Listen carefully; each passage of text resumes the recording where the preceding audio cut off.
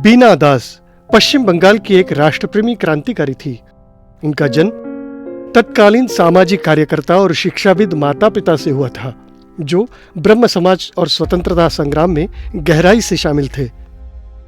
विरासत में मिले स्वतंत्रता के विचारों से बीना दास ने कलकत्ता में महिलाओं के लिए एक अर्ध क्रांतिकारी संगठन छत्री संघ की स्थापना की।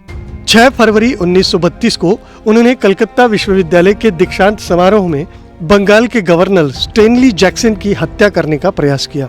रिवॉल्वर की आपूर्ति एक अन्य स्वतंत्रता सेनानी कमला दास गुप्ता ने की थी।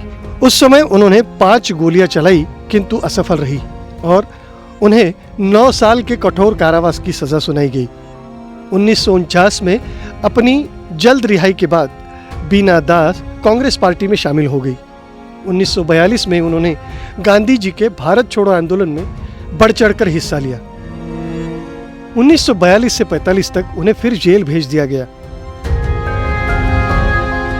रिहाई के बाद 1946 से 47 तक वह बंगाल प्रांतीय विधानसभा और 1947 से 51 तक पश्चिम बंगाल विधानसभा की सदस्य रहीं। अपने स्वयं के संस्मरण में धीराधर द्वारा बंगाली से अनुवादित दास ने उल्लेख किया है कि सुभाष बाबू उनके पिता से कितने गहराई से प्रेरित थे और अपने माता पिता के घर के नियमित आगंतुक थे। बोस के साथ दास की पहली मुलाकात संस्मरणीय रही है। वह अपनी माँ को यह कहते हुए याद करती है, सुभाष, मेरी बेटी तुम्हारी बहुत बड़ी प्रशंसक है।